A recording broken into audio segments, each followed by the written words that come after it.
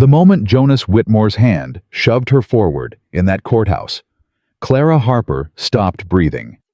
22 years old, and her entire life had just been traded for $300 and a gambling debt. She didn't scream. She didn't beg. She lifted her chin, looked the scarred stranger across that courtroom straight in the eye, and made herself a silent, unbreakable promise. If you enjoy stories about women who refuse to be broken, subscribe to this channel. Hit that notification bell and follow Clara's journey all the way to the end. Drop your city in the comments below. I want to see exactly how far this story travels. The courthouse in Copper Hollow smelled like old wood tobacco smoke, and something else Clara couldn't name, something cold and final, like the closing of a door that would never open again from the inside. She stood 3 steps behind Jonas Whitmore, close enough to see the grease stains on the back of his collar, close enough to smell the whiskey sweating through his skin, even at 9 in the morning. Her hands were folded in front of her dress, the practical gray-blue one, the only decent thing she owned, and she kept them perfectly still because she knew if she let them move, she'd either grab something or start shaking, and she refused to give this town the satisfaction of either. The courtroom wasn't full. A dozen people, maybe 15. But every single one of them had turned around in their wooden pew to stare at her. Mrs. Patterson sat in the second row, with her hands folded in her lap, watching Clara the way a woman watches something unfortunate, but not entirely surprising. Sarah Bellamy stood near the back wall, young and sharp-faced, whispering something behind her gloved hand to the woman beside her. The woman laughed softly.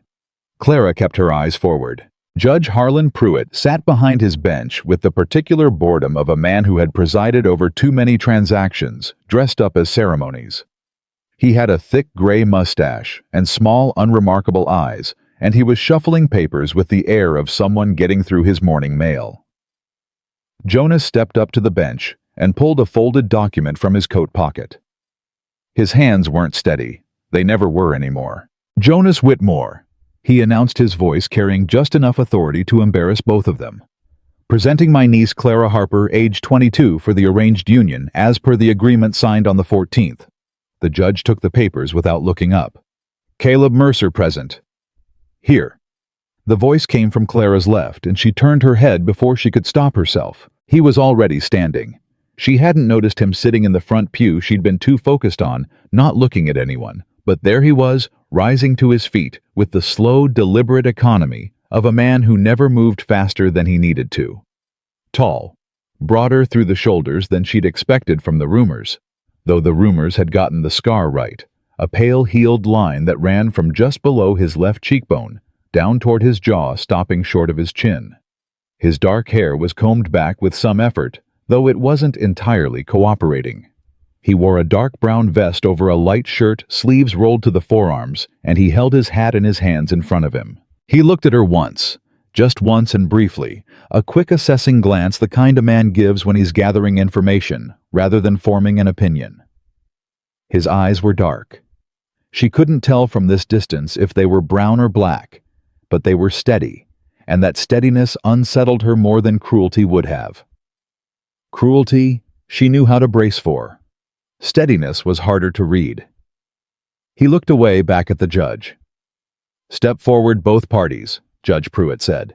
Jonas put his hand on Clara's elbow, and she stepped forward with him, close enough now to smell the cedar and leather and cold air that came off Caleb Mercer, like he'd ridden in straight from somewhere far and high and lonesome. "Now," the judge said, still not entirely engaged. "This union being a lawful arrangement under territorial contract law, both parties having agreed to the terms." "I didn't agree to anything," Clara said. Her own voice surprised her. It came out quieter than she intended, but it filled the room anyway, because the room had gone silent the moment she opened her mouth. Jonas turned to her with a jaw that had gone white around the edges. "Clara," he said very quietly, the way he used to say her name when she was a child, and she'd done something that embarrassed him. "She speak for herself regular, does she?" Someone murmured from the pews. A few people shifted in their seats. "I signed no paper," Clara said to the judge, because the judge was the one who mattered here. "My uncle signed a paper. I was told this morning that today was a business meeting regarding the ranch property. I was not told The guardian's signature is sufficient under territorial code, the judge said, finally looking up. His small eyes moved from her to Jonas with something that might have been mild annoyance. Miss Harper, your uncle holds legal guardianship over your person and estate until such time as you are married or reach the age of 25. His signature constitutes consent on your behalf. That's not consent, Clara said. That's transfer of property. The room was very quiet. Jonas made a sound low in his throat. I apologize for her, Your Honor. She's always been... Don't, Caleb Mercer said. One word, soft, not loud at all, and yet Jonas stopped mid-sentence like he'd walked into a wall. Caleb hadn't moved. He was still standing where he'd been, hat held in front of him, eyes on the judge. But there was something in the single syllable that made the air in the room change quality, the way it changes before a storm, when you can't yet see the clouds, but your skin already knows. Jonas closed his mouth. Caleb turned his head toward Clara, then not sharply, not dramatically, just a slow, deliberate turn, and he looked at her with those dark, steady eyes. Miss Harper, he said, you're right. It's not consent, and I won't pretend it is. A pause. But I'm asking you to consider your situation plainly. Your uncle's debts don't disappear because this arrangement does. The men he owes money to aren't as concerned with legal ceremony as Judge Pruitt here. And they know where you live. Another pause, shorter. I'm not asking you to be glad about this. I'm asking you to choose the better of two bad options. That's all I can offer. Clara stared at him. She'd been prepared for cruelty. She'd been prepared for dismissal or condescension, or the particular kind of cheerful entitlement some men wore when they thought they were being generous by not being monstrous.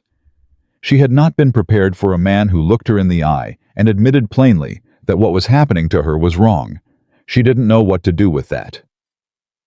Your Honor, Caleb said, still looking at Clara. Can you give her 5 minutes? This is a courthouse, Mr. Mercer, not a... 5 minutes, he said again, and something in his tone made the judge look at him for a long moment, then look back at his papers. 5 minutes, Judge Pruitt said. In the hall.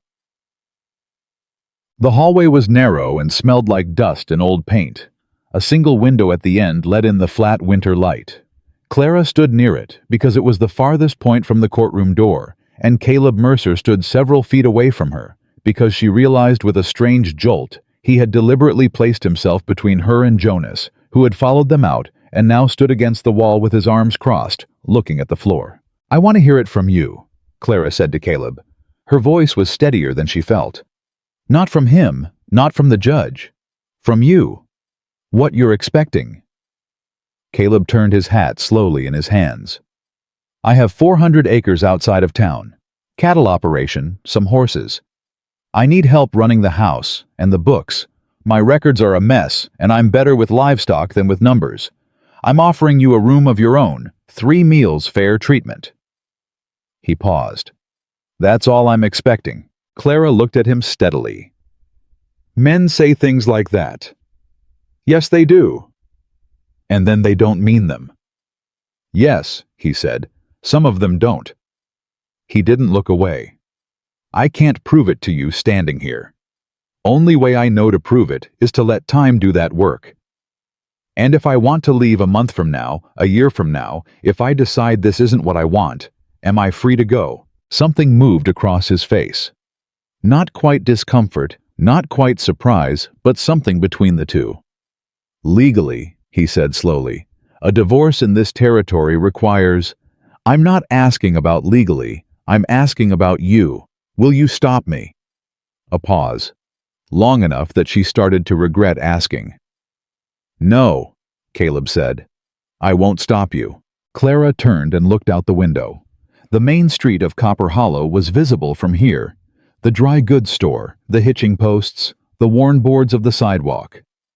A woman she didn't recognize was crossing the street with a basket over her arm, not looking up. Ordinary life moving at its ordinary pace, completely indifferent to the thing happening in this hallway.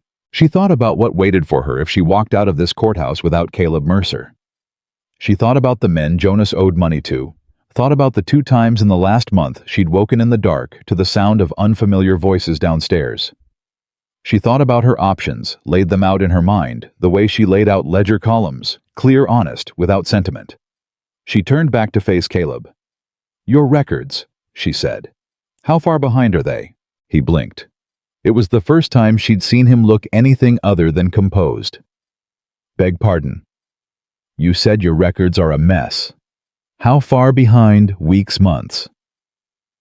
He looked at her for a moment like he was recalibrating something. "Closer to a year."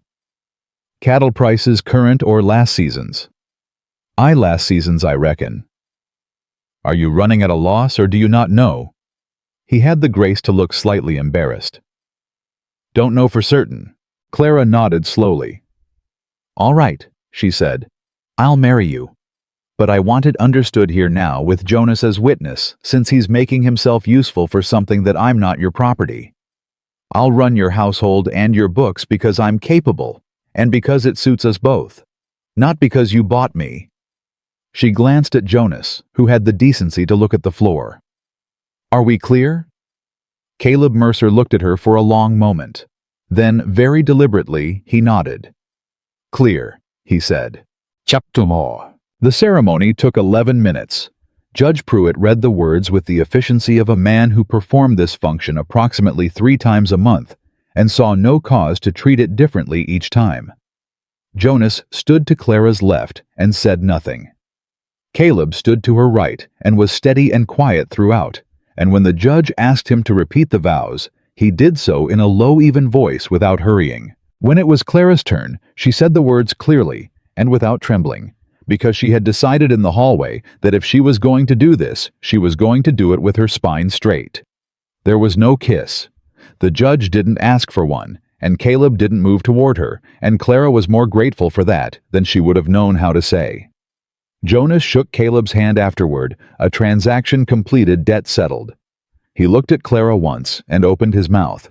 "Don't," she said, the same word Caleb had used on him earlier in the same tone. Jonas closed his mouth and walked away. She watched him go and felt something she hadn't expected.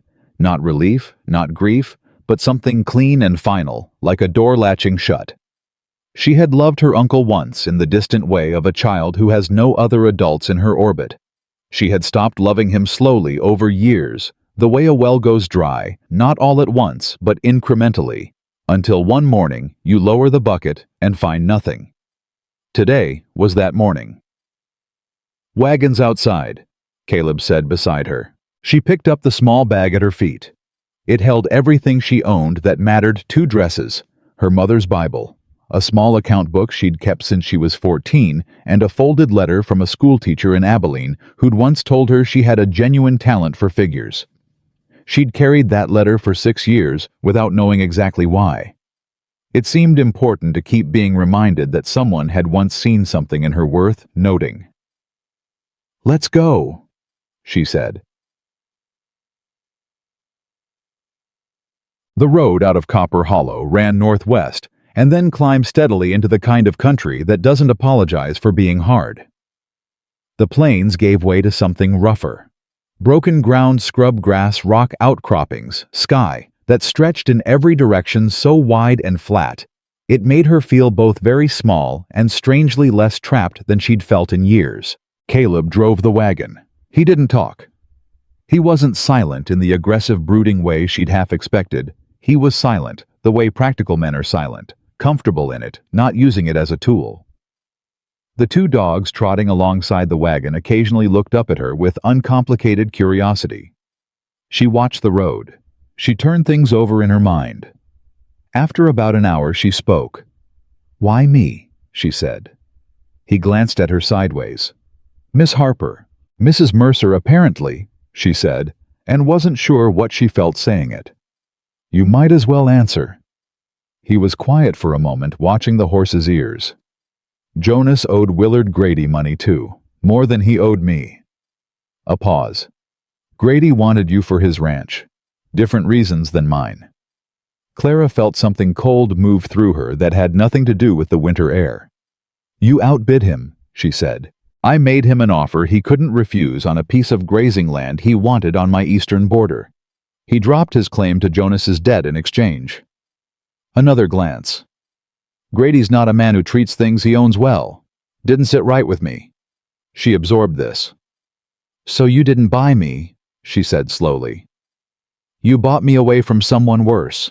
I didn't buy anything, he said, and his voice was quiet but absolutely certain. I settled a debt and offered a situation. What you are is a woman who made a decision in a hallway with the information available to her. Those are different things. Clara stared at the road ahead. The sky was gray and immense, and somewhere ahead, invisible from here, was a house, and 400 acres, and a life she hadn't chosen. She thought about what he'd said. She didn't know yet if it was true. She didn't know yet if he was the man he'd presented himself as in that courthouse hall, or if that version of him was a better-dressed version of every other man who'd ever told her things would be fine before they weren't. She was 22 years old, and she had learned very young that the distance between a man's words and his character was a measurement that only time could take accurately. But she was also a woman who kept account books, and she believed in data. She would keep her own accounting of Caleb Mercer. Every word, every action, every moment where what he did either matched or contradicted what he'd said in that hallway. The ranch came into view around a long bend in the road, a main house built solid and low against the hill, a barn, a corral, a bunkhouse set back to the right. Smoke from the chimney. The dogs ran ahead and disappeared around the side of the barn. It's not much to look at in winter, Caleb said. There was something in his voice she couldn't quite classify, not apology, not exactly. Self-awareness, maybe. It's standing, Clara said. Standing something. He looked at her, then a longer look than the quick assessments he'd offered before, and she got the sense that she had said something that landed differently than he'd expected, though she couldn't have said which way. He pulled the wagon to a stop near the front step. For a moment, neither of them moved. Mrs. Mercer, he said, and the title in his mouth was careful, not familiar a recognition rather than a claim. I meant what I said in that hallway. All of it.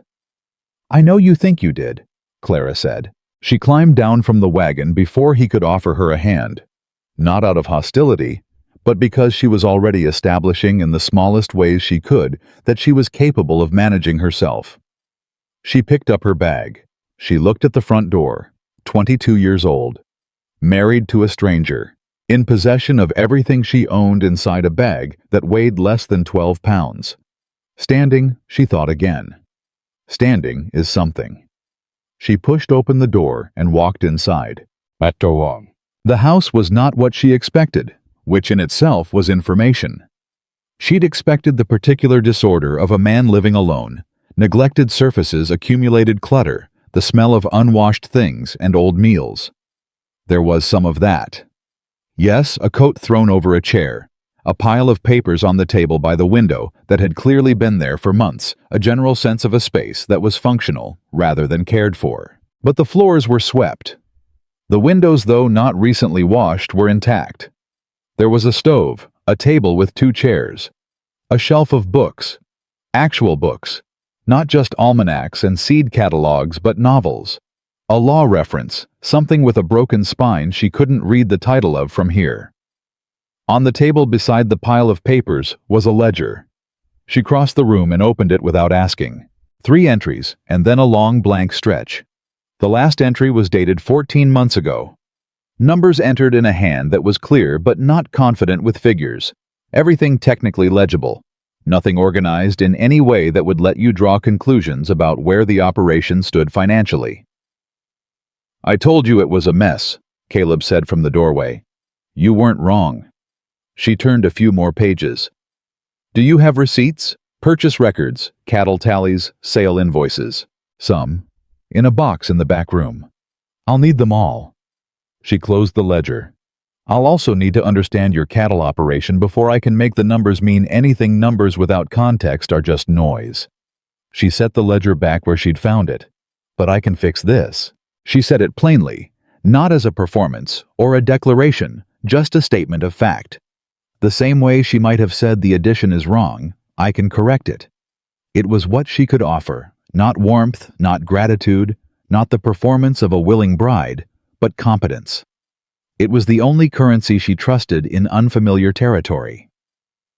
Caleb was quiet for a moment. "Your room's through there," he said, nodding toward a closed door on the right side of the main room. "Has its own latch on the inside." A pause. "Dinner's usually around 6. I cook." Another pause shorter. "I'm not bad at it. Despite everything. Despite the courthouse, the wagon, the 11-minute ceremony that had rearranged her entire life, Clara felt something almost startling move through her. Something small and cautious, like a match being struck in the dark, throwing light just far enough to see one step ahead. She picked up her bag. 6 o'clock, she said. "I'll be there." She walked to the door he'd indicated, pressed the latch open, and stepped into the room that was for now hers. She sat down on the edge of the bed. She held the small bag in her lap. Outside the window, the wind moved through the bare branches of a lone tree near the corner of the house, and the sky was still gray and wide and absolutely indifferent to her. And somewhere in the main room, she could hear Caleb Mercer moving quiet, deliberate steps, no slamming, no raised voice, nothing to brace against. She had survived the morning. She would keep her accounting, and she would see with time and data and the same patience she'd applied to every crooked ledger she'd ever inherited exactly what kind of man stood on the other side of that door. The first night at the Mercer Ranch, Clara didn't sleep. She lay on her back in the narrow bed with her hands folded over her mother's Bible and listened to the house settle around her. The creak of wood contracting in the cold, the occasional sound of wind pressing against the window, and once around midnight, the soft, deliberate footsteps of Caleb crossing the main room toward the back of the house. She tracked his movements without meaning to. Old habit. When you've grown up in a house with Jonas Whitmore, you learn to monitor where the adults are at all times. But Caleb's footsteps went where they said they were going. No hesitation outside her door. No testing of the latch, just measured steps and then quiet. She stared at the ceiling for another hour after that. Then she got up, lit the small lamp, pulled the ledger and the box of receipts Caleb had left outside her door sometime during the evening, and she went to work. Numbers were the only thing that had ever felt entirely honest to her. A number didn't change its mind. It didn't promise one thing and deliver another. It sat exactly where you put it and told you exactly what it meant if you were willing to look clearly. She'd learned bookkeeping at 14 from the woman who ran the dry goods store in the town she'd grown up in, a widow named Mrs. Croft, who had no patience for sentiment, but a deep and genuine respect for accuracy. Clara had worked for her 3 afternoons a week for 2 years, and in that time, she'd absorbed not just the mechanics of keeping accounts, but the philosophy behind them. Every number is evidence of a decision. Good books tell you who someone really is. She sorted the receipts first. Then she built the columns. Then she started entering data by lamplight while the house was dark and quiet, and Caleb Mercer slept somewhere on the other side of the wall. By the time pale gray light started showing under the door, she had gotten through 8 months of records and identified 3 significant discrepancies. Not errors, she thought, but patterns. Someone had been selling Caleb's cattle at prices consistently below market rate. Not dramatically below. Just enough to be deniable. Just enough to look like bad luck rather than intent. She sat back and stared at what she'd found. Then she heard Caleb in the main room and the sound of the stove being loaded, and she closed the ledger and pressed her palms flat on the cover for a moment. She didn't have enough data yet to be certain. She needed to know who he'd been selling through. She needed to ask questions carefully because she didn't know yet how he received being questioned. She got up, straightened her dress, and opened the door. Caleb was at the stove with his back to her, and he turned when he heard her, and the first thing he said was, "Coffee's on." "Thank you," she said. "You were up all night." It wasn't a question. She looked at him steadily.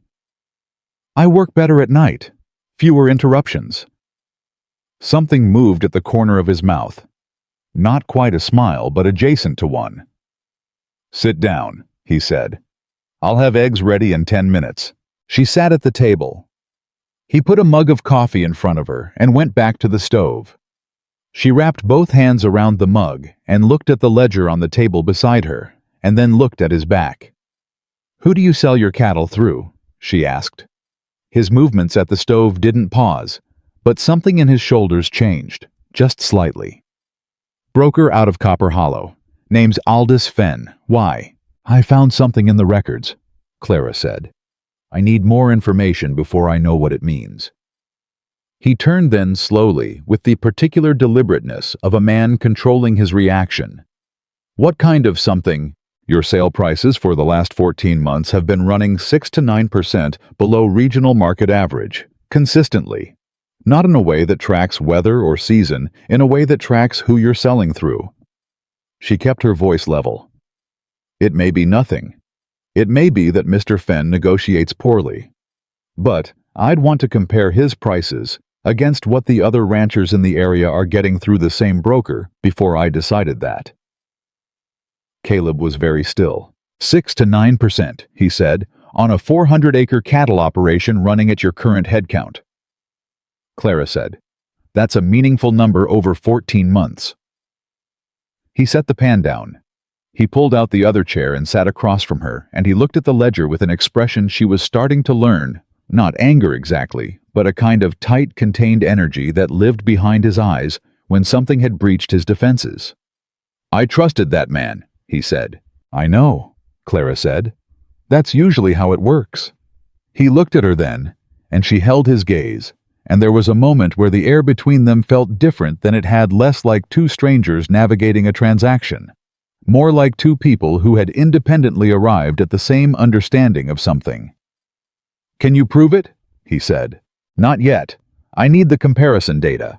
And I need to know if you have any documentation from Fenn, written records of the sale agreements, not just the payments." "I have some of that," he said. "In the back room. I kept everything, I just didn't know what to do with it." "That's all right," Clara said. "That's what I'm here for." She said it without thinking, and then it sat in the air between them, and she was aware of both of them registering what she'd said. Not the transactional version of it, not the version that meant, "This is what you bought," but the other version, the one that meant something closer to "This is what I can do, and this is what I choose to offer." Caleb looked at her for another moment, and then he went back to the stove. "Eggs," he said, "before they burn." Here.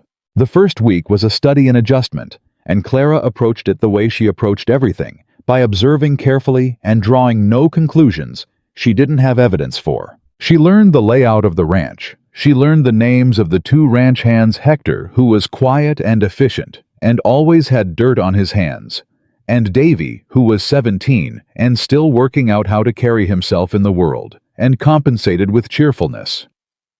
She learned that Caleb rose before dawn and was always back in the house for dinner at 6 exactly, and that he read in the evenings when he wasn't doing maintenance work. She learned that he cooked simply but well, and that he never raised his voice, and that the dogs trusted him completely, which she had decided early on was significant data. She kept her accounting.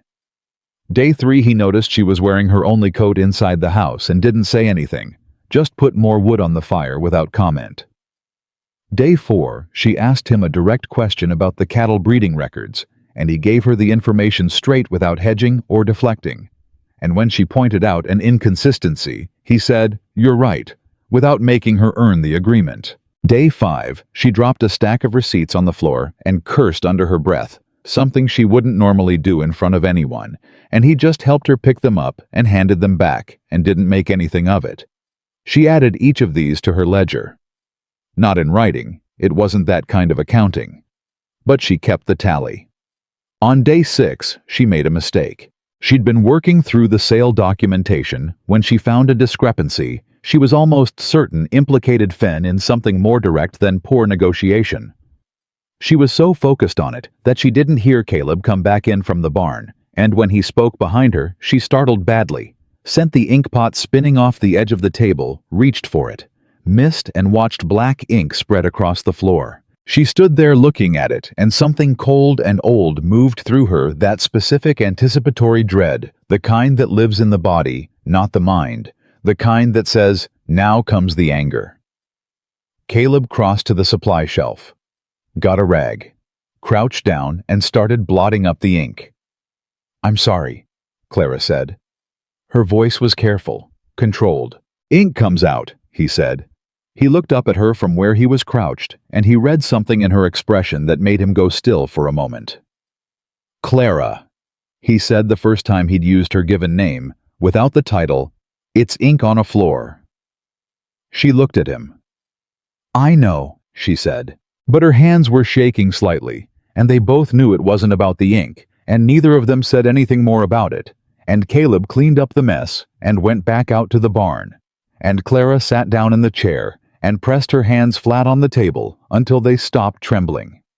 She added that to her accounting too. 11 days in Willard Grady came to the property line. Clara was in the yard when she heard the horse, and she looked up to see a big man on a gray horse sitting just at the fence line, not crossing it exactly on it, which she suspected was deliberate. He was broad-shouldered and going soft in the middle, with a face that had probably once been impressive and had since settled into the particular arrangement of a man who had gotten his way too many times. He looked at her the way some men look at property they used to own, evaluating proprietary, annoyed. She didn't move toward him. She didn't move away. She stood exactly where she was and looked back at him.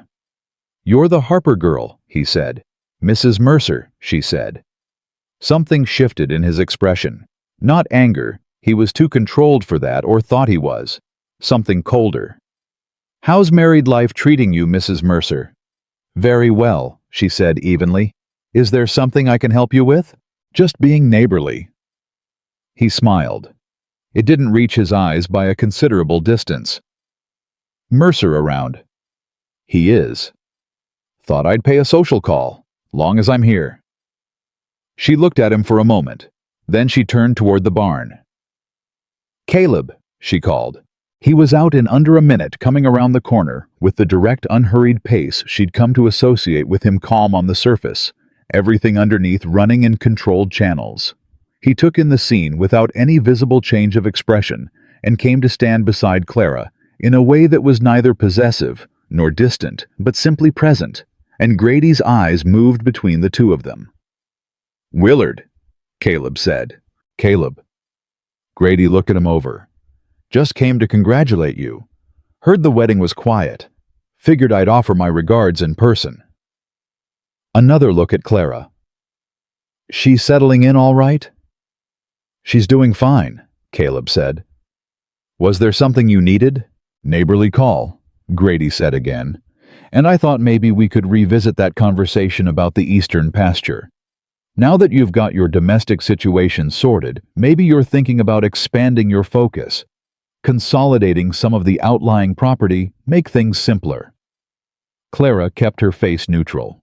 But she heard what he was actually saying, and she would have bet her account book that Caleb heard it too. The eastern pasture was the land Caleb had traded to Grady to release Jonas's debt.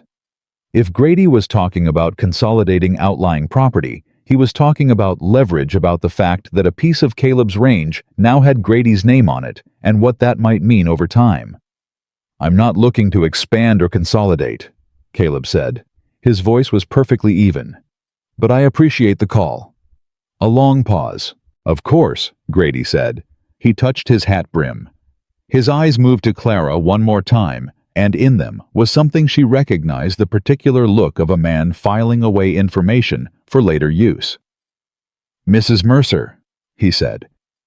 Mr. Grady, she said. He turned his horse and rode back down the fence line without hurrying. Clara and Caleb stood side by side watching him go. He's not done, Clara said. No, Caleb said. He's not. Is it just the pasture, or is there more? Caleb was quiet for a moment. The eastern pasture has a water access point for the creek. Whoever controls it controls grazing rights for about 60 acres of shared range. It's been a point of contention for years. Clara turned and looked at him. Did you know that when you traded it? He met her eyes. I knew, he said. I made the trade anyway. She held his gaze for a moment, reading him. He hadn't flinched saying it. He'd said it the way he said most things, directly, without decoration, as though he'd long since decided that pretending to be something other than what he was cost more than it was worth. She nodded once and went back inside. She sat down at the ledger and added a new column. The thing about keeping careful accounts, Clara had learned, was that eventually the numbers started telling a story you weren't expecting. She'd been cross-referencing Caleb's sale records against cattle tallies. From the county register, Hector had driven her to the county office in town, without asking why, which she appreciated when she found something that stopped her cold. The cattle being sold through Fenn at suppressed prices. The discrepancy wasn't random. It tracked too precisely with specific sale dates, specific head counts. And when she mapped those dates against the water access dispute Caleb had mentioned, a pattern emerged that made her stomach tighten. The sales that were priced lowest were all cattle from the shared grazing range. Cattle that, according to the county register, were potentially under a contested ownership claim from a land agreement filed 16 months ago. Someone had been systematically devaluing Caleb's cattle on the disputed range, making sure his financial records showed lower value on those specific animals so that if the ownership question ever came before a judge, the paper trail would undercut his claim. She checked it twice. She checked it 3 times. Then she got up and went to find Caleb. He was in the barn with Hector. She stood at the barn door and said, "I need 10 minutes." And something in her voice made him look at her sharply. "Hector," he said, "give us a minute." Hector nodded and walked out the side door without comment. Caleb came to where she was standing. "What is it?" "The cattle pricing," Clara said. "It's not just Fenn being a poor negotiator, and it's not just theft." She watched his face. "Someone is building a paper trail. The lowest priced sales all involve cattle from the shared grazing range. If ownership of that range comes before a court, your own financial records will show those animals as low value, which weakens your claim to the range itself." She paused. "Does Fenn have any connection to Willard Grady?" The silence that followed was very long. "They're cousins," Caleb said. Clara let that sit in the air. "Cousins," she repeated. "I didn't know Fenn was—" He stopped. The muscle in his jaw tightened. "I trusted that man for 7 years." "I know." Clara's voice was steady. "But now we know what he's been doing, and more importantly, we know why, and I can document all of it. Every sale, every date, every price comparison, the connection to the land dispute." She met his eyes. "If you take this to a judge before Grady makes his move, the paper trail works in your favor, not against you." Caleb looked at her. For a long moment, he didn't say anything, and Clara stood her ground and let him look, because she understood that he was recalibrating something. Not just his understanding of the situation with Fenn and Grady, but something else. Something that had to do with her, with what she'd just done, with what it meant that she'd been quietly building a defense for a man she'd been married to for less than 2 weeks. "Why?" he said finally. She blinked. "Why what? You could have just kept quiet, done the books, kept your head down." He wasn't accusing her, she could hear that clearly. He was genuinely asking. "This isn't just bookkeeping. You went to the county office. You put this together on purpose. Why?" Clara thought about it honestly. Because she did her honest thinking out loud when she was with someone she thought could receive it without flinching. "Because he's trying to take something from you that's yours," she said. "And I've spent my entire life watching people take things from people who didn't have the right paperwork to fight back." She held his gaze. "I'm good at paperwork." Something happened in Caleb Mercer's face. Then, not a dramatic shift, not anything she could have pointed at clearly, but something that changed in the quality of how he was looking at her. Like a window that had been covered and someone had quietly moved the curtain. He turned away from her and gripped the top of the stall door with both hands and stood there for a moment. "I'll go to Abilene," he said. "There's a territorial land lawyer I know. Name's Aldridge. He'll know what to do with what you found." "You should take the documentation I've put together," Clara said. "I'll have it ready by tomorrow morning." He turned back. "Clara," he said. She waited. "Thank you," he said. It was a simple thing. 2 words, nothing elaborate. But he said it looking directly at her, and she understood from the way he said it that he didn't mean it as a transaction. Not thank you for the service you've provided, but something more fundamental. Something closer to, "I see what you just did, and I know what it cost you to trust me enough to do it." She nodded once. "Tomorrow morning," she said. "I'll have everything ready." She walked back to the house. She sat down at the table. She looked at the ledger.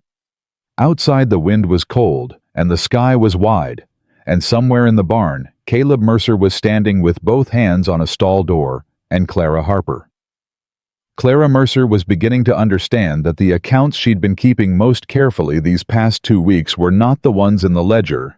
They were the ones she kept in the place where she'd stopped trusting people. And for the first time since she'd walked into that courthouse, the numbers were starting to add up differently than she'd expected.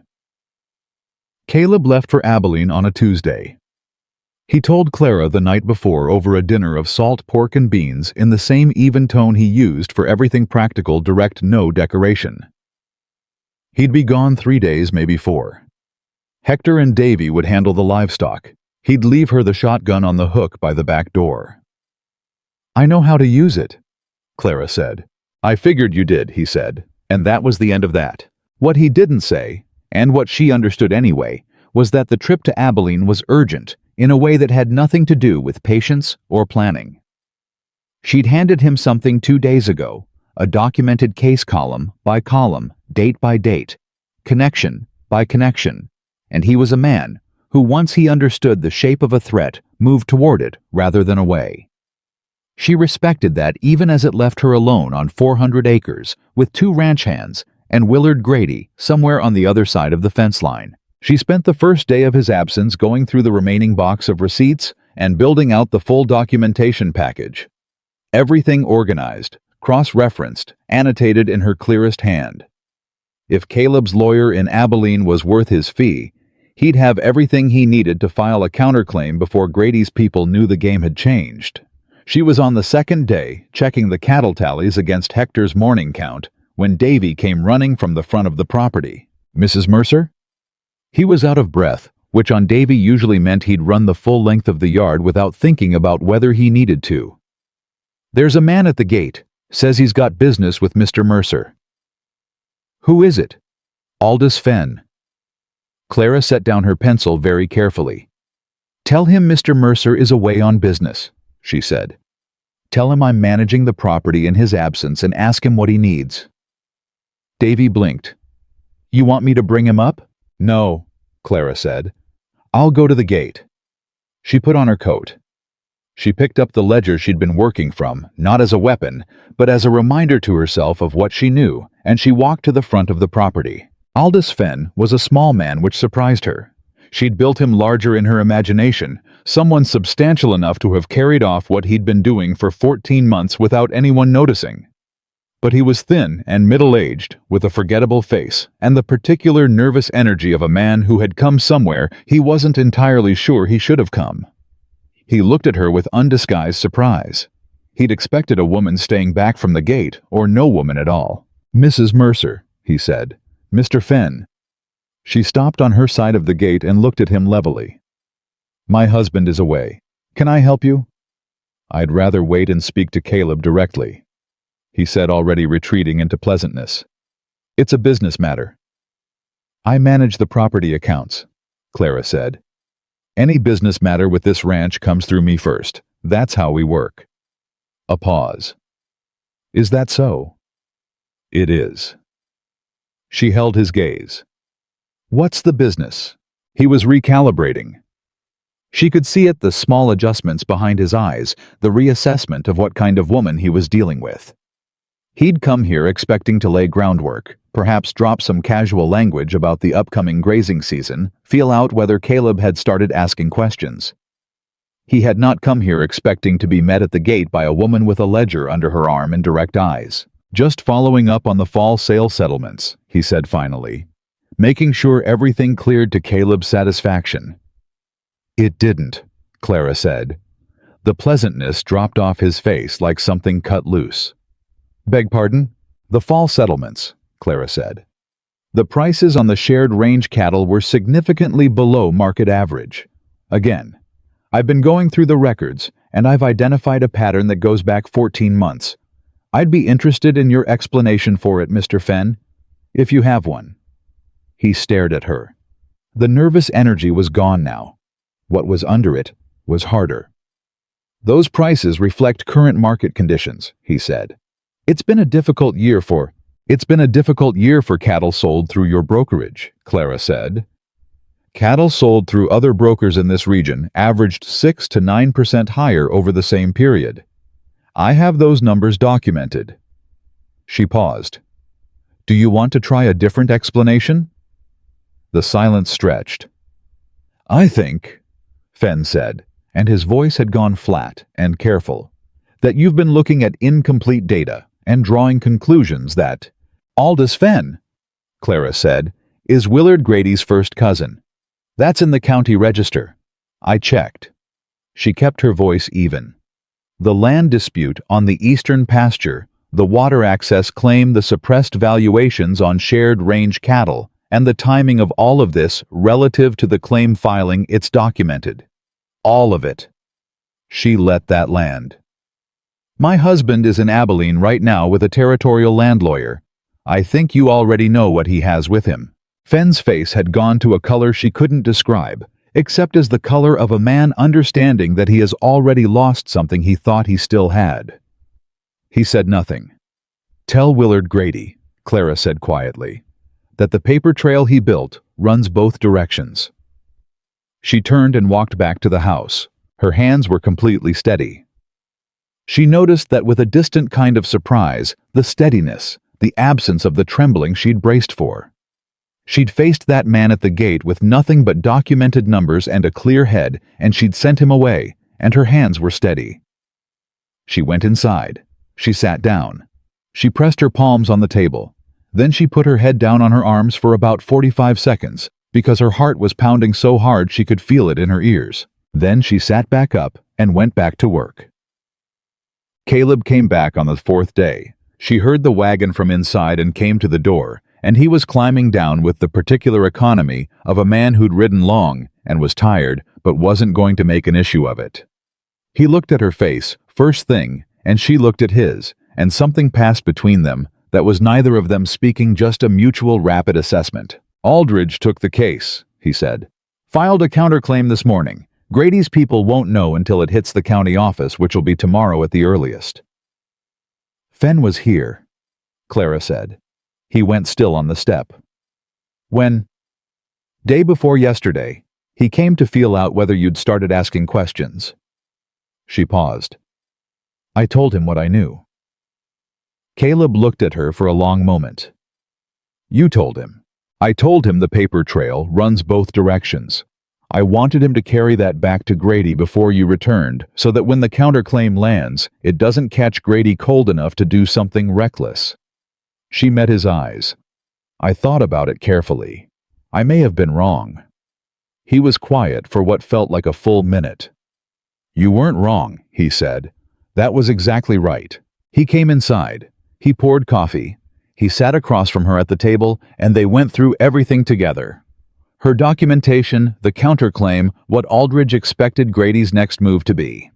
They talked for 2 hours, and it was the most unguarded conversation they'd had since the courthouse. And when it was over, Clara realized that at some point in the previous 14 days, she had stopped monitoring the exits. She didn't know exactly when it had happened. She was fairly certain it had happened gradually, the way most honest things do not. A single moment, but an accumulation of them, each one small enough to deny on its own, but unmistakable in aggregate. She added it to her accounting. Then she closed the ledger in her mind and let it rest. The trouble with Willard Grady was that he didn't fight the way careful people fight. He understood leverage, but he was also at his core a man who expected to be obeyed, and when that expectation was violated, he became something less calculating and more blunt. 3 days after Caleb returned from Abilene, word came from Copper Hollow that Grady had been in the land office asking questions about the counterclaim. 2 days after that, Mrs. Patterson sent a message through Davy, who'd been in town for supplies, that people were talking. Not about the land claim. About Clara. Davy delivered the message with the awkward discomfort of someone carrying something they're not sure how to hold. "Mrs. Patterson said she thought you ought to know what's being said." She said, and I'm just repeating it, ma'am. She said Mr. Grady's been telling people that you've been interfering in men's business. That you convinced Caleb to file a fraudulent claim. That you're the one who... He stopped. It ain't my words, Mrs. Mercer. I know, Davy, Clara said. Thank you for telling me. She looked at Caleb across the room. Grady's shifting the fight, she said. Yes, Caleb said. His voice was quiet and tight. He can't win on the documents, so he's going to try to undermine me personally. If people believe I manipulated you, it casts doubt on the integrity of the counterclaim. He won't. He might, Clara said. I've been here less than 3 weeks. I'm a woman. People in this town know was sold by her drunk uncle to a rancher they were already suspicious of. I don't have history here. He does. She kept her voice level, because the level voice was true. She wasn't panicking, she was analyzing. The question is, what we do about it? Caleb stood up. I go to town. I set the record straight. And say what, that your wife is trustworthy. She shook her head. People don't believe testimony from a man about his own wife. It sounds like a man defending a decision. She thought for a moment. I need to go to town myself. He looked at her. Clara, not to argue, not to defend myself to anyone directly. She was thinking out loud now the way she'd learned to think, following the logic wherever it went. I need to let people see me, talk to me, draw their own conclusions from the interaction, rather than from Grady's version of who I am. She paused. Is there anything in town this week? Any gathering? Any regular event? He was quiet. Then, church social on Saturday. Mrs. Patterson organizes it. She's not unfriendly to us. If she sent a warning, she's at least open to a different read of things. Clara nodded slowly. Saturday, she said. We go to the social. Together, Caleb said, not a question. Together, Clara confirmed. But don't manage me. Don't speak for me or hover near me. Let me handle the room myself. She looked at him directly. Can you do that? Something in his expression, that quality she'd noticed before the window, with the curtain moved, shifted again. He nodded. I can do that, he said. Day. Saturday came cold and bright. Clara wore her best dress, which was not particularly impressive by Copper Hollow standards, but she wore it with her back straight and her chin level, and she walked into that church social, beside Caleb Mercer, without hesitating at the door. The room changed the moment they entered. She felt it, rather than saw it, the slight shift in the conversations nearest the door, the quick glances, the recalibrations. Sarah Bellamy, standing near the refreshment table, looked at Clara the way she had in the courthouse, that assessing superior look, and then looked away. Mrs. Patterson was across the room. She met Clara's eyes and gave a small, deliberate nod. Clara moved into the room. She didn't go to Caleb's side. She didn't cluster near the door. She walked to the nearest group of women, 3 of them, middle-aged, sensible-looking, and introduced herself. Clara Mercer, she said. I don't believe we've met properly. One of the women, Ellen Marsh, turned out to run the accounting for her husband's mill operation. Clara asked her about it with genuine interest, and Ellen talked for 10 minutes with increasing animation, and by the end of it, 2 of the other women had pulled chairs over. She moved through the room the same way she went through a set of disorganized records, methodically, with genuine attention, looking for the actual information rather than the surface version of it. She asked questions. She listened to the answers. She didn't perform friendliness because she'd never been good at performance. But she had real curiosity, and real curiosity is indistinguishable from warmth to people who aren't often on the receiving end of it. She was talking to Mrs. Patterson, who turned out to be sharp and funny beneath the cautious exterior, and who had strong opinions about the county's record-keeping that aligned almost exactly with Clara's own when she heard Grady's voice across the room. He'd come to the social. She hadn't expected that. Or perhaps she should have. He was talking to 3 men near the side wall, his back partially toward her, his voice carrying that particular public gathering volume that isn't quite loud enough to be called out, but is definitely loud enough to be heard. She caught the words, outside influence, and a woman who doesn't know her place in a man's business, and Caleb's always been too trusting.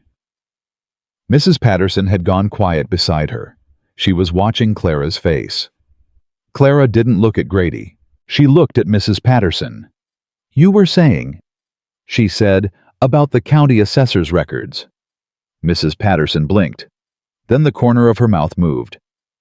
"I was saying," she said, "that they haven't been properly organized in 11 years, and it shows." "It does," Clara said. "I found 3 land survey references in the Mercer records that should have been cross-filed with the water access register and weren't. Which is how a fraudulent brokerage arrangement stayed invisible for 14 months. She said it conversationally, neither lowering her voice nor raising it. "Bad record-keeping is how men like Aldous Fenn stay in business." The women near them had gone quiet. Grady had stopped talking. Clara picked up a cup of coffee from the table beside her and drank from it with the deliberate calm of a woman who had decided exactly how much ground she intended to give up, which was none. "Aldous Fenn," said a woman named Ruth Daly, who ran the dry goods store and had sharp eyes. "Isn't he Willard Grady's first cousin?" Clara said. "Yes." She looked at Ruth Daly directly. "It's in the county register. I verified it myself." The silence in their immediate circle had texture now, not hostile, not alarmed, but listening. Really listening the way people listen when they sense they're getting the actual account rather than the polished version. "That's a serious accusation," Ruth Daly said. "I haven't made an accusation," Clara said. "I've described what's documented. A territorial court will make the accusation if it chooses to. That's what courts are for." She met Ruth's eyes. "I manage the Mercer accounts. These are my numbers. I stand behind every figure." Grady moved. She felt him before she saw him, a shift in the room's energy, a tightening, and then he was walking toward her group, and the conversations around them went silent in a widening ring. "Mrs. Mercer," he said. His voice was controlled, but there was something underneath it, a pressure. "I couldn't help but overhear." "Most people in the room could hear," Clara said pleasantly. "I wasn't speaking quietly." His eyes narrowed. "You're making claims about business arrangements that are beyond your understanding. I have 14 months of documented sales records, regional price comparisons, broker transaction histories, and a filed counterclaim at the Abilene Land Office that says otherwise," Clara said. "What specifically do you think I've misunderstood?" Grady stepped closer. Not close enough to be openly threatening. He was too controlled for that, and there were too many witnesses, but close enough to be a statement. "A woman who's been on a ranch for 3 weeks doesn't—" "Willard," Caleb's voice. Quiet. From 6 feet away, where he'd clearly positioned himself without her noticing, close enough to be present, far enough to be a choice rather than a rescue. Grady looked at him. "She's speaking for herself," Caleb said. "That's her right. And everything she's said is factual. You want to dispute the numbers, hire your own accountant and dispute them in court." A pause. "That's what courts are for, isn't that right?" He echoed her own words back into the room, and she felt the small shock of it. The recognition that he'd been listening, that he'd heard exactly what she said and chosen to use it rather than replace it. Grady looked between them. He looked at the circle of women, some of whom were watching him with expressions that were no longer neutral. He looked at Ruth Daly, who had not looked away from his face since he'd walked over. He stepped back. "Caleb," he said in a tone that attempted to be collegial and landed somewhere colder. "We'll settle this properly." "Yes," Caleb said. "We will." Grady walked away. The room slowly re-expanded, conversations restarting in hushed but energized tones. Clara set down her coffee cup. Mrs. Patterson leaned close to her. "Well," she said quietly, "I'd say that went rather well." "It's not over," Clara said. "No!" Mrs. Patterson agreed. "But you just changed what people in this room think they know about you." A pause. "And about him." She meant Grady. Clara nodded. She looked across the room to where Caleb was standing, and he was already looking at her, not with pride exactly, not the particular performance some men put on when their wives have done something they've decided to allow. He was looking at her with something quieter and more honest than that, something that looked from this distance like recognition. She looked back at Mrs. Patterson. "You mentioned," Clara said, "that the church auxiliary keeps records of the community fund." Mrs. Patterson raised an eyebrow. "I did. I'd like to look at them sometime, just to make sure they're in order." Clara met her eyes. "Bad record-keeping tends to spread in my experience if no one's paying attention." Mrs. Patterson laughed a real laugh, short and surprised. "My dear," she said, "I think you and I are going to get along just fine." On the ride home, Caleb drove and Clara sat beside him, and neither of them said anything for a long time. Then he said, "You didn't need me in there." She thought about it honestly. "I needed you to be there," she said. "That's not the same as needing you to act." He was quiet. "What you did at the end," she said. "Using my words. You did that on purpose." "I did," he said. "Why?" He turned his head and looked at her. And in the flat winter light, his face was open in a way she hadn't seen before. Not unguarded exactly, but not defended either. Somewhere in the middle, where honest things live. "Because they were the right words," he said. "And because it mattered that the room knew they were yours." Clara looked at the road ahead. Something moved in her chest. Something she hadn't felt in a long time. Something she'd deliberately stopped expecting, because expectation was the architecture of disappointment, and she'd run out of room for disappointment around the same time Jonas started selling things that didn't belong to him. She didn't name it. She wasn't ready to name it yet, but she didn't push it away either. She let it sit, the way you let a number sit at the end of a long column before you commit to writing it down.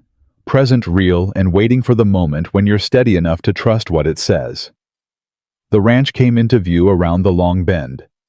Standing, she thought. Still standing. She didn't realize she'd said it out loud until Caleb said quietly, "Yes, still standing." She looked at him. He was watching the road, but the corner of his mouth had done the thing it occasionally did. Not quite a smile, but close enough to one that the distance no longer seemed like the point. Clara faced forward. She let the feeling sit, and for the first time since that courthouse hallway, she did not feel the need to plan her exit. The counterclaim hit the Copper Hollow County office on a Monday morning, and by Monday afternoon, the entire town knew about it. Clara found out from Ruth Daly, who sent a note via her delivery boy with the kind of efficiency that suggested Ruth had decided somewhere between the church social and now that Clara Mercer was someone worth keeping informed. The note was brief and practical, filed and recorded. Grady's man was at the office within the hour. "Thought you'd want to know." Clara read it twice. Then she folded it and put it in the ledger. Caleb was in the barn when she went to find him. He read the note standing up, handed it back, and said, "Aldridge said 2 weeks before Grady has to respond formally." 2 weeks is enough time for him to try something else, Clara said. "Yes," Caleb said. "It is." They looked at each other across the barn aisle. It was the look they'd developed over the past weeks, not the careful measuring look of two strangers reading for threat, but something more like the look of two people checking coordinates, making sure they were still reading the same map. "We watch the cattle," Caleb said. "I'll have Hector ride the east fence line twice a day. Grady's not above moving the boundary markers when no one's looking. And I'll pull the original survey documents," Clara said. "I want measurements recorded and dated before anything changes on the ground." She paused. "If his response to the counterclaim includes a disputed survey, we need our own baseline on file." Caleb was quiet for a moment. "You've done this before," he said. "Not the ranching, the defending something on paper." She thought about how to answer that honestly. "I've watched people lose things they owned because they didn't have the right documents," she said. "I decided a long time ago that wouldn't happen to me, or to anyone I was working for." He nodded slowly. "Mrs. Mercer," Hector said from the far end of the barn, not looking up from the harness he was mending. If you want those measurements, I can walk the east line with you tomorrow morning. I've been on this property 11 years. I know where every marker is. Clara turned toward him. I'd appreciate that, Hector. He nodded once and kept working. It was the most he'd said to her since she'd arrived. She filed that in her accounting, too.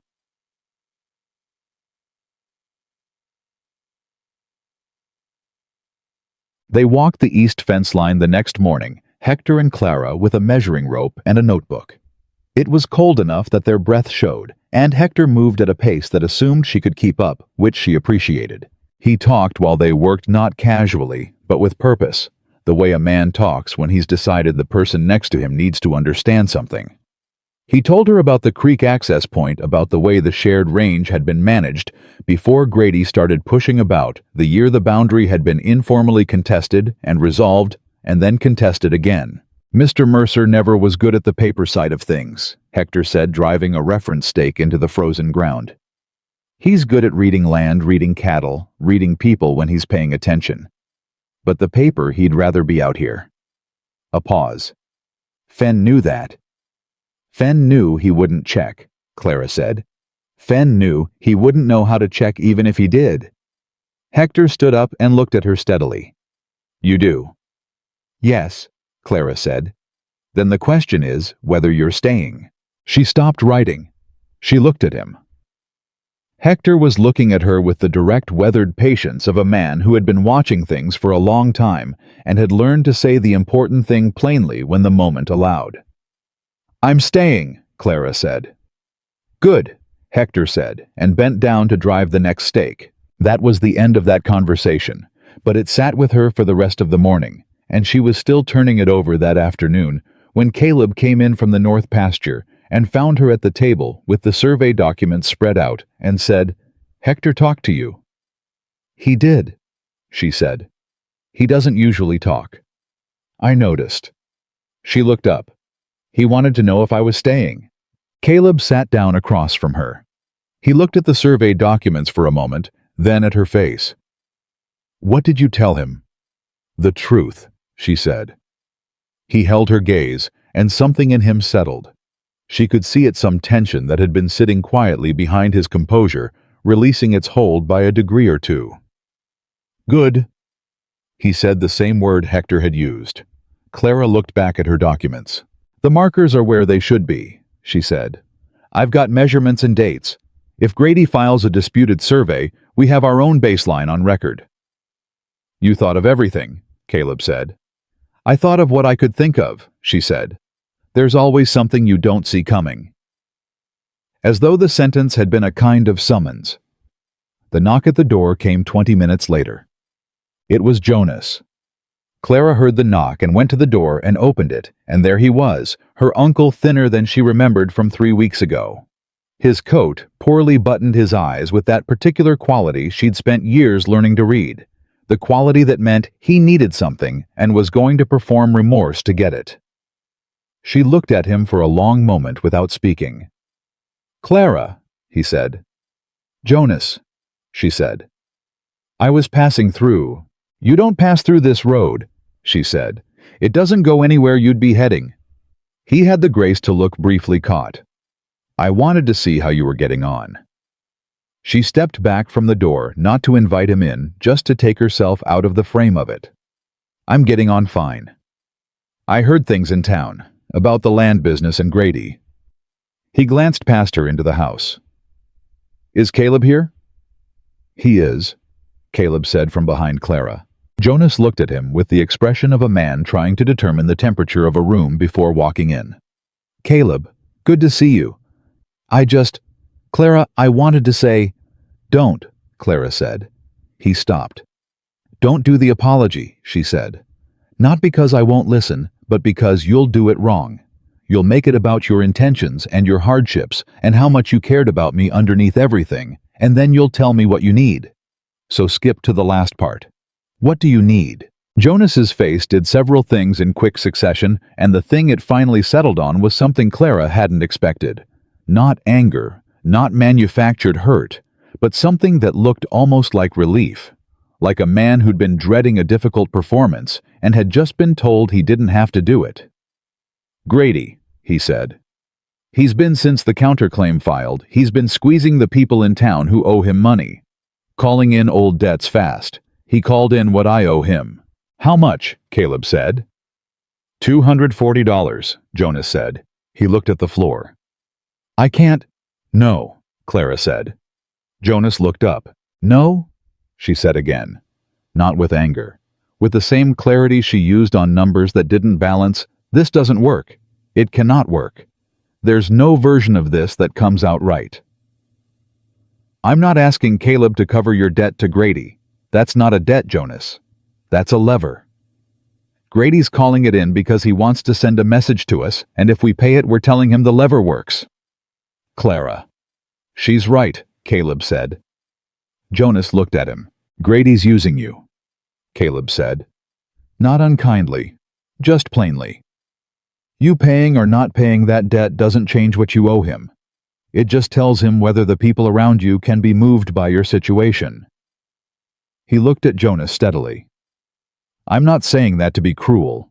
I'm saying it because it's true, and you need to hear it from someone." Jonas stood in the doorway for a moment. He looked older than he had 3 weeks ago, and smaller, and Clara felt the complicated thing she always felt when she looked at him. The residue of the love she'd had for him as a child, the grief of its erosion, the clean finality she'd found when she watched him walk out of that courthouse. All of it present, none of it actionable. "There's a territorial court advocate in Abilene," Clara said. "Her name is Margaret Hollis. She handles debt disputes, particularly ones where the terms have been altered after original agreement." She reached to the desk beside her and wrote the name and address on a piece of paper. She held it out. "If Grady changed the terms of your debt after calling it in, which I suspect he did, you have grounds to contest the amount." Jonas looked at the paper. "That's all I can offer," Clara said. "Take it or don't." He took it. He looked at it for a moment. Then he looked at her, and in his face was something she hadn't seen from him before. Not gratitude exactly, but the specific expression of someone receiving something they didn't believe they deserved, which is different from gratitude and in some ways harder. "You turned out better than I had any right to expect," he said. "Yes," Clara said. "I did." She closed the door. She stood with her hand on the door for a moment. Then she walked back to the table and sat down and picked up her pencil. Caleb sat down across from her without saying anything, and she heard him pour 2 cups of coffee and set one near her hand, and she drank from it without looking up, and neither of them spoke about it again. The territorial court date was set for the last week of March. The 2 weeks between the counterclaim and Grady's formal response had been a study in controlled pressure. Grady had filed with a disputed survey as Clara had anticipated. His survey disagreed with the county records by approximately 40 feet on the creek boundary, just enough to exclude the water access point from Mercer Land. Clara sat with the documents for 3 full evenings before she found it. The survey Grady had filed was dated the previous August. The surveyor's name was a man named Purcell out of Dodge City, but the county register showed that Purcell had been in a dispute over his licensure in August, a licensure that had been suspended for 60 days, pending an inquiry that wasn't resolved until October. A suspended surveyor's work during his suspension period was legally invalid. She found this at 11 o'clock at night and sat very still for approximately 30 seconds. Then she got up and knocked on Caleb's bedroom door. He opened it in about 4 seconds, which meant he hadn't been asleep. "The survey Grady filed," she said. "The surveyor's license was suspended when he did the work, in August." Caleb looked at her. "You're certain," he said. "It's in the county register and the territorial licensing board records. I have both." She held up the papers. "His survey is legally invalid." The silence between them was the specific silence of 2 people absorbing a turn neither of them had seen coming, except she had in the abstract sense that she'd told him. There's always something you don't see coming, and apparently it applied equally in their favor. "Aldridge needs to know tonight," Caleb said. "I'll write the letter now," Clara said. He stepped out of the doorway. "I'll get more wood on the fire." She wrote for an hour, precise and thorough, every citation in order, every source named and verified. Caleb put coffee on and came and went from the room with the unobtrusive, purposeful presence she'd come to rely on, not hovering, not performing, just there. When she finished, she read it back to him, and he sat across the table and listened all the way through without interrupting.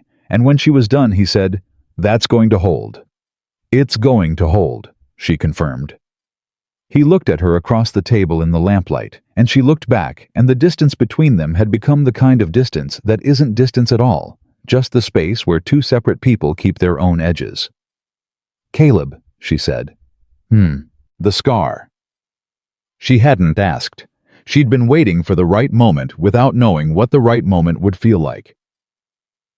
"The town knows something about how you got it. You said in the courthouse that it was protection. I'd like to know the actual account." He was still for a long moment. She held his gaze and didn't rush him. "Man named Reuben Cole," he said finally. 6 years ago. There was a woman in this county named Doris Ashford. She runs the schoolhouse now on the north side of town. Cole was her husband. He stopped, looked at the table. He was the kind of man who thought what he owned he could do what he liked with. Clara was very still. "I intervened," Caleb said. "Not cleanly. I was 26 and not as measured as I am now." He looked back up at her. "Cole pulled a knife. I took the cut. He took the fall." A pause. "He didn't die. He left the territory. Doris Ashford teaches school." Clara looked at him for a long moment. "The town thought it was brawling," she said. "Some of them knew the truth. Some of them chose the simpler version." He held her gaze. "I stopped explaining it after a while. What people decide to believe isn't usually changed by explanation." Clara nodded slowly. She looked at the letter on the table, sealed and ready. "It should have changed things," she said. "What you did." "It changed things for Doris Ashford," he said. "That was enough." She looked at him. Then really looked at him the way she looked at a set of numbers when she was finally ready to accept what they were telling her. The rancher who'd bought her out of a bad situation and called it a transaction rather than a rescue. The man who'd cleaned ink off a floor and said, "It's ink." Who'd stood at a church social and used her words and meant it. Who'd ridden to Abilene with a stack of her documents and come back and asked her if she was all right before he told her what the lawyer said. She'd been keeping her accounting for 6 weeks. The numbers were unambiguous. "Caleb," she said. He waited. She looked at her hands on the table. Then she looked back at him. "When I said I was staying when I told Hector, I wasn't saying it because of the court case. Or the land. Or—" She stopped. Tried again. "I'm staying because I'm choosing to stay.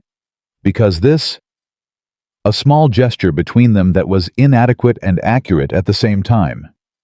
"Because this is the first place in my adult life where I felt like I was standing on my own ground." He was very quiet. "Even though you came here the way you did," he said. "Careful. Honest." "Even though," she said. "That's what's true. The how of arriving doesn't erase the what of being here." He leaned forward slightly, both forearms on the table, and he looked at her with the open, undefended expression she'd seen only a few times the window, with the curtain fully moved. "Clara," he said, and his voice was low and deliberate. "I want to say something I should have said before Abilene, or the church social, or any of it." She waited. "I came to that courthouse with practical intentions," he said. "I told myself it was about the land and Grady and making sure you didn't end up somewhere worse. All of that was true." A pause. "But it wasn't the whole account." She didn't move. "I'd seen you twice before," he said. "In town. Once at the dry goods store, once outside the courthouse a month before the arrangement. You were arguing with someone from the land office about a filing error. You were completely right and you knew it, and you weren't going to move until they acknowledged it." The corner of his mouth did its almost smile. "I thought that is a woman who keeps her own accounts." Clara stared at him. "You knew who I was," she said. "I knew who you were, and you never said." "I thought if I said it would sound like I didn't want it to sound like acquisition. Like I'd picked a woman off a shelf." He held her gaze without flinching. "I wanted you to have time to form your own conclusions. About me. About this place. About whether staying was something you were choosing, or just something you were enduring." Clara sat back in her chair. She thought about the hallway in the courthouse and the wagon, and the first morning at the table with coffee and ledger pages, and a man who looked at her like she was someone worth watching. She thought about ink on a floor, and a name left outside her door, and 2 hours of talking after Abilene that felt more like thinking out loud together than any conversation she'd had in years. She thought about the distance she'd been maintaining carefully deliberately because she'd been taught by life that distance was protection. "You've been patient," she said. "I've been trying," he said. "I'm not always good at it." "You've been good at it," she said. She reached across the table and put her hand over his.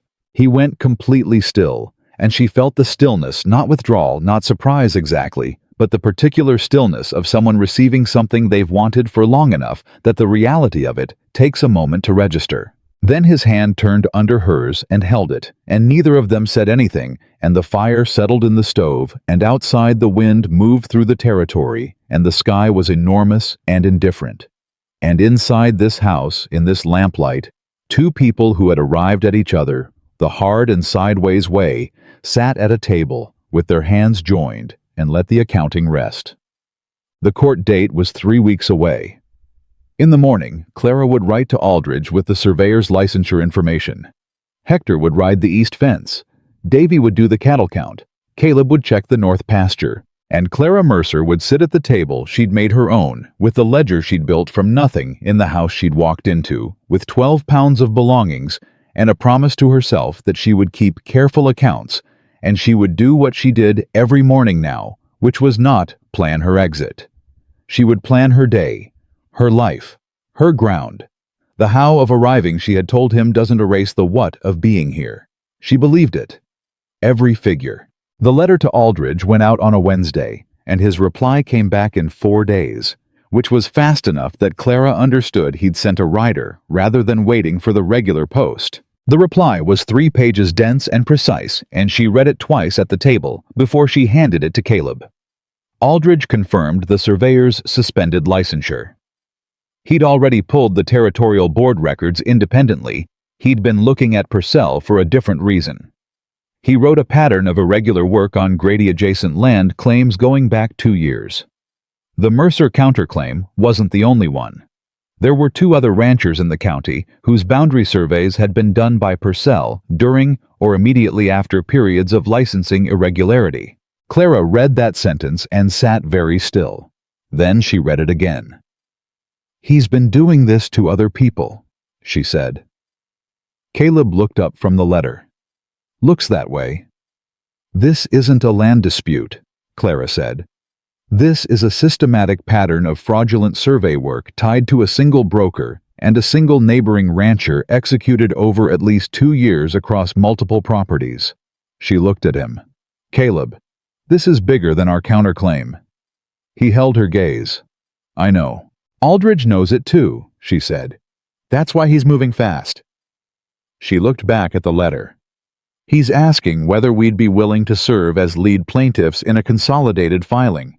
The other 2 ranchers have agreed to join. With 3 claims and the documented pattern, he can go to the territorial court with something that has weight behind it." Caleb was quiet for a moment. "That puts us at the center of it." "Yes," Clara said. "Grady will know we pushed this. He'll push back harder. He's already pushing hard." "Harder than that," she said. She looked at him steadily. "I want you to make this decision with full information, not because I built the case." Caleb set the letter down on the table. "Clara," he said, "you built the case because it needed building, and you were the one who could do it. That's not a reason to step back from it. That's the reason we're here." He looked at her with the direct, undecorated honesty she had come to understand was simply how he operated. "We file. Together." She nodded once. "I'll write to Aldridge this afternoon," she said. The 3 weeks before the court date were the most pressurized of Clara's life, and she had a reasonably extensive catalog to compare them to. Grady moved fast when he understood the shape of what he was facing. Within 4 days of the consolidated filing hitting the territorial court, he'd sent men to talk to the other 2 ranchers. Clara heard this from Ruth Daly, who heard it from one of the ranchers' wives, a woman named Cora Nettles, who had a quiet fury about her that Clara recognized immediately as the particular anger of someone who has been patient for a very long time. She sent Cora Nettles a note. Cora came to the ranch 2 days later. She was a compact woman, mid-40s, with work-roughened hands, and the kind of directness that comes from years of having no time for anything else. She sat at Clara's table, drank coffee, and said, "Grady's man told my husband that if we stayed in the filing, he'd call in the note on our equipment loan." "Does Grady hold that note?" Clara asked. "He brokered it," Cora said, "through a lender in Dodge City. Grady doesn't hold it directly." "Then calling it in isn't his decision to make," Clara said. "It's the lender's. And if Grady is pressuring the lender to act on his behalf in response to a legal filing, that's its own actionable offense." She pulled a fresh sheet of paper. "I need the name of the lender and the original loan terms." Cora looked at her. "You think you can stop it?" "I think I can document it," Clara said. "Documented pressure is evidence. Evidence is what wins in court." She met Cora's eyes. "Your husband wants to pull out of the filing." Cora wrapped both hands around her coffee mug. "He's scared," she said. "He's a good man, and he's scared. 2 years of bad prices, and now this. He doesn't have the stomach for a long fight." "This won't be a long fight," Clara said. "Not if we move correctly. Grady's trying to make it feel long to wear you down. But the surveyor's licensure issue is a clean invalidation. It's not a matter of interpretation. And with 3 claims showing the same pattern, the court doesn't have to weigh credibility. The pattern speaks for itself." Cora was quiet for a long moment. Then, "Why are you doing this? You've been here 2 months. You don't owe this county anything." Clara considered the question honestly. "I don't like watching people lose things they earned because someone with more leverage decided the rules didn't apply to him." She paused. "And I'm good at the kind of work that stops it. It seems wasteful not to use it." Cora looked at her for a long time. "All right," she said. "I'll talk to my husband." She did. The Nettles stayed in the filing. Grady made his next move on a Thursday, 10 days before the court date, and he made it in the place Clara least expected. Not the property line, not the land office, but the schoolhouse. Doris Ashford sent word through Mrs. Patterson. Grady had gone to the school board and filed a formal complaint against Doris's continued employment, citing her past association with what he called a pattern of disruptive behavior in the county. Meaning Caleb, meaning the court filing, meaning the 6-year-old incident that the town had half remembered and half forgotten. Clara read Mrs. Patterson's note standing at the door and felt something cold move through her that wasn't fear. It was a particular kind of anger, clean and focused, the kind that doesn't waste itself on heat. She went to find Caleb. He was at the corral gate. She handed him the note without speaking and watched his face as he read it. What moved across his face was not the controlled stillness she usually saw. It was older than that, and raw, a man reading that something he thought was in the past had been picked up and weaponized against someone who didn't deserve it, and couldn't protect herself from it, and was being used because of her connection to him. "He's doing this because I intervened for Doris once," Caleb said. His voice was very quiet. "He's doing this to make me feel responsible." "Yes," Clara said. "If I respond directly, it looks personal. It gives the board a reason to see it as a continuation of old conflict." He looked at her. "But if I do nothing—" "You're not doing nothing," Clara said. "I am." He looked at her. "Doris Ashford is a schoolteacher," Clara said. "Her employment record, her students' outcomes, her standing with the families she serves, none of that is connected to you or to the land dispute. Grady's complaint to the school board is a misuse of a public process for personal retaliation." She held his gaze. "I can document that. And I can present it to the board directly, as a member of this community, not as your wife acting on your behalf as Clara Mercer, who has standing as a county resident to address a school board on a matter of public process." Caleb stared at her. "You'd do that," he said, not a question. Something in his voice had shifted a quality she hadn't heard before, something that lived beneath the steadiness, underneath the controlled composure. Something that sounded like a man discovering the precise dimensions of something he'd only estimated before. "Doris Ashford teaches children," Clara said simply. "Someone should stand up for her." She went to the school board meeting that Friday. She hadn't told Caleb what she planned to say. She'd told him she was going, she'd told him not to come, and he'd looked at her with that open, unguarded expression and said, "All right?" And she'd understood that the all right cost him something, and he paid it anyway. The school board met in the back room of the land office, three men older with the cautious look of people who had not anticipated their Friday evening going this direction. Grady was not present, which she'd half expected. He rarely showed up to the fires he started. Two of the board members looked at her when she came in with the particular wariness men sometimes had when an unfamiliar woman sat down at a table where they'd been comfortable. The third, a man named Fletcher, who ran the livery stable and had two children in Doris's class, gave her a small neutral nod. She presented her case for 40 minutes. She had documentation of Doris Ashford's 6-year employment record, attendance figures, a letter from a family whose daughter had been near illiterate at enrollment and was reading competently. 2 years later, Clara had asked Mrs. Patterson who had connections to every family in the county, and Mrs. Patterson had produced 4 letters in 48 hours, which told Clara something useful about how many people in Copper Hollow were quietly angry about things they hadn't had the right framework to address. She had the text of the school board's own charter, which specified that complaints regarding teacher employment must be related to professional conduct or classroom performance. Grady's complaint cited neither, and she had in a separate document she placed on the table last a precise accounting of the timing. Grady's complaint filed 4 days after the consolidated land claim citing events from 6 years ago that he had never previously brought to the board's attention in a county where his own surveyor's fraudulent work was about to be examined in territorial court. "The question before this board," Clara said, "is not whether Willard Grady has the right to file a complaint. He does. The question is whether this board will act on a complaint that does not meet your own charter's requirements filed at a time that is transparently retaliatory against a teacher whose professional record is without blemish." She looked at each of the 3 men in turn. "I think you know what the right answer is. I think you knew it before I walked in here. I'm just giving you the documentation to act on what you already know." Fletcher looked at the other 2 men. The board voted to dismiss the complaint 20 minutes later. Unanimous.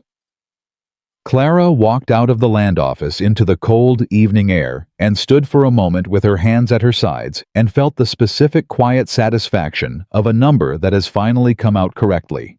She walked home.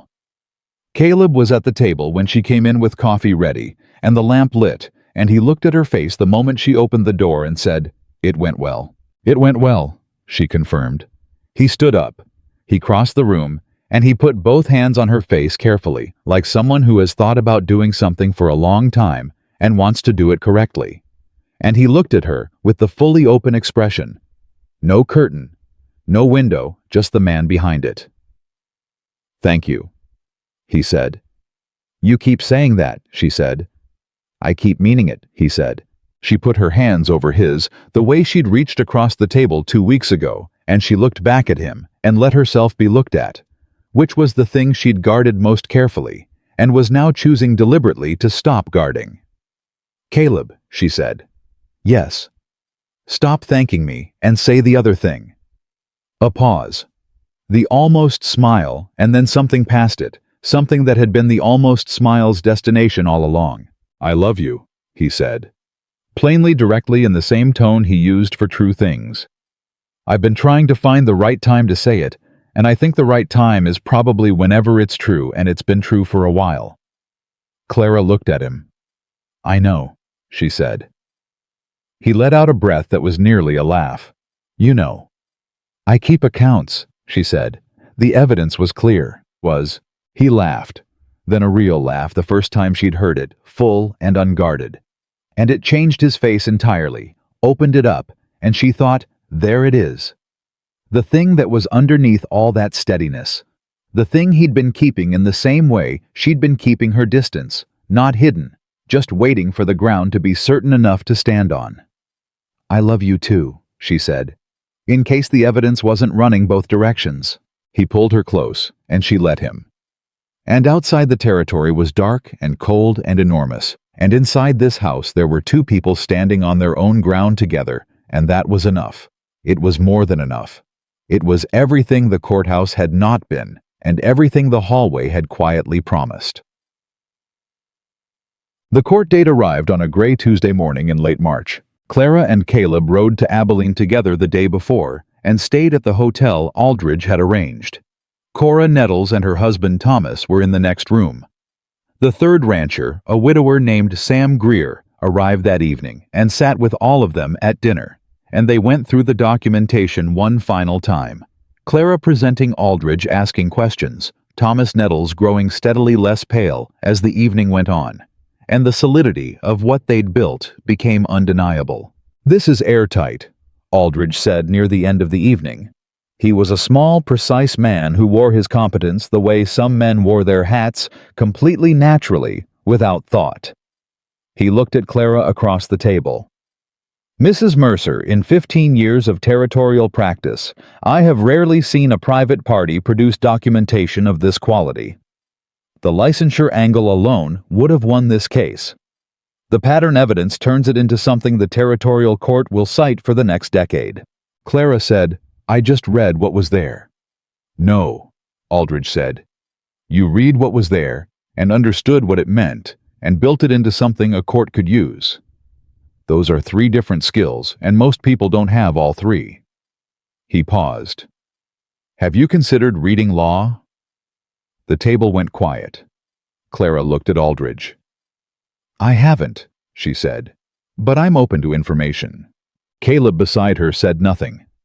But she felt his hand find hers under the table, and she felt the pressure of it not guiding, not directing, just present. Just saying, whatever you decide, I'm here. She held his hand and looked at Aldridge and said, Tell me more about that. The hearing lasted 2 hours. Grady's legal representative was a competent man who had been handed an incompetent case, and Clara watched him from the gallery with a detached professional sympathy. He argued market conditions. He argued survey discrepancies due to natural landmark shifts. He argued that the relationship between Fenn and Grady was common knowledge, and therefore not a conflict of interest. Aldridge methodically dismantled each argument with documents.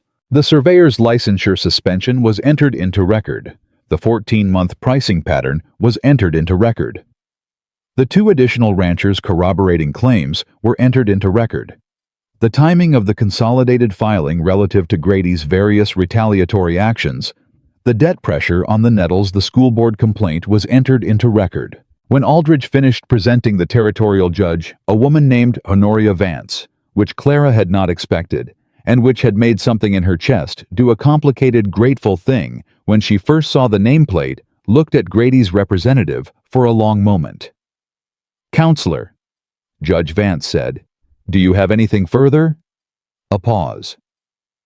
No, Your Honor. Then I'll take a brief recess and return with findings. The recess lasted 22 minutes. Judge Vance returned, settled her papers, and looked at the courtroom. The court finds in favor of the plaintiffs on all counts, she said. The survey filed by respondent in support of the boundary dispute claim is hereby invalidated on the grounds of surveyor licensing irregularity. The original county survey and the Mercer baseline measurements are affirmed as the operative boundary documentation. Water access rights to the creek crossing revert to Mercer property as recorded. Clara heard Cora Nettles exhale beside her. Furthermore, Judge Vance continued, the court finds sufficient evidence of a pattern of fraudulent brokerage activity to refer the matter of Aldous Fenn's business practices to the Territorial Commerce Board for investigation. Respondent Willard Grady, is hereby ordered to restore the eastern pasture land, transferred under the Jonas Whitmore debt agreement, on the grounds that the original transfer was executed under coercive financial conditions, that this court finds inconsistent with voluntary contract. Caleb went very still beside her. Clara turned to look at him. The eastern pasture. The piece of land he'd traded to free her from Jonas's debt. The piece of his range he'd given up without telling her the full cost of it. The piece she'd only understood the importance of, gradually through Hector's survey walk, and the water access records, and the slow accumulation of what this land meant to the man who'd built his life on it. He was getting it back. She watched his face process this. The thing he hadn't asked for, hadn't expected the court giving back what he'd quietly considered permanent loss. His jaw tightened, and she saw him look down at the railing in front of him, and she understood she was watching a man who had learned a long time ago not to show what things cost him being surprised by an unexpected return. She put her hand on his arm. He looked at her. "The land's coming home," she said quietly. He nodded once, and she saw it the thing behind the steadiness, the thing she'd been adding to her accounting for 2 months. Not hidden, just his, and now in this moment hers to see. They stepped outside the courthouse into cold March air, and Cora Nettles grabbed Clara's arm and said, "You did this," with a fierceness that Clara wanted to correct, but couldn't quite, because Cora's grip said this isn't negotiable, and sometimes the right thing is to let someone's gratitude be as large as it needs to be. Sam Greer shook Caleb's hand, and then unexpectedly shook Clara's, which she received with a straight back and a direct look. Thomas Nettles said, "If you ever want to leave ranching, Mrs. Mercer, I'd hire you tomorrow." "She's reading law," Caleb said beside her. Clara turned to look at him. He looked back with the clear, open expression that was fully his, now nothing pulled back. "You haven't decided yet," he said. "But you're going to." The almost smile and then past it. "I know how you read evidence." She held his gaze for a long moment. Then she turned back to the courthouse steps and looked at the street and at the territory beyond it, wide and rough and full of the kind of people who needed someone who could read what was there, understand what it meant, and build it into something a court could use. 3 skills. Most people didn't have all 3. She had known that since she was 14 years old, sitting in a widow's back office, learning that numbers don't lie if you're willing to look clearly. She'd just been waiting for the ground to be certain enough to stand on. She had it now. They rode back to Copper Hollow the next morning, and the ranch came into view around the long bend, the way it always did. The main house solid and low, the barn, the corral smoke from the chimney, because Hector had kept the fire going, because Hector kept everything going, because this was a place where people showed up and did what needed doing. Davy came around the side of the barn when he heard the wagon and said, "How'd it go?" with the transparent anxiety of someone who had been waiting for a full day and hadn't known how to do anything with his hands while he waited. "We won," Clara said. Davy let out a sound that was approximately a cheer, looked embarrassed about it, and retreated toward the barn. Hector appeared in the barn doorway, looked at Caleb, looked at Clara, and nodded once. "Good," he said, and went back inside. Clara climbed down from the wagon. She stood for a moment looking at the house. 12 pounds of belongings and a courthouse 2 months ago. A ledger in a mess, a man she didn't know, a life she hadn't chosen. She thought about the hallway. The 5 minutes. The question she'd asked, "Will you stop me?" and the answer that had told her more than any document could. She thought about Cora Nettles's grip on her arm, and Judge Vance's nameplate, and Aldridge saying 3 different skills, and most people don't have all 3, and Caleb saying she's reading law with the certainty of a man who knew how she read evidence. She thought about what she'd told Hector when he asked if she was staying. The truth, plainly, without hesitation. Caleb came to stand beside her. He didn't put his arm around her or make any claim on the moment. He just stood beside her the way he stood beside her at the church social, the way he stood beside her in the courtroom gallery. Present, not possessive a man who had learned the difference between standing with someone and standing over them and had chosen the former every time. "What are you thinking?" he said. She looked at the house, at the land beyond it, the east fence, the creek that was theirs again. At the accounting she'd kept every word, every action, every moment, where what he did matched what he said in that hallway. Full columns. Nothing missing, nothing crooked. "I'm thinking," she said, "that I'd like to start on the spring cattle records before the count gets away from us. And that I need to write to Aldridge about the law reading. And that Hector deserves a raise, and I'm going to make that case to you tonight with full documentation."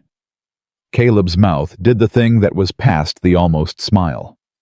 "And?" She turned and looked at him. "And I'm home," she said. She said it the way she said true things plainly, without decoration, in the tone she used for numbers that had finally come out correctly. Not a performance, not a declaration. Just the fact of it stated clearly for the record. She was Clara Mercer. She had walked into a courthouse with nothing and walked out with everything that mattered, not because anyone had given it to her, but because she had done the work, kept the accounts, and refused to be moved from ground that was hers. No one had carried her here. She had chosen this. Every single figure,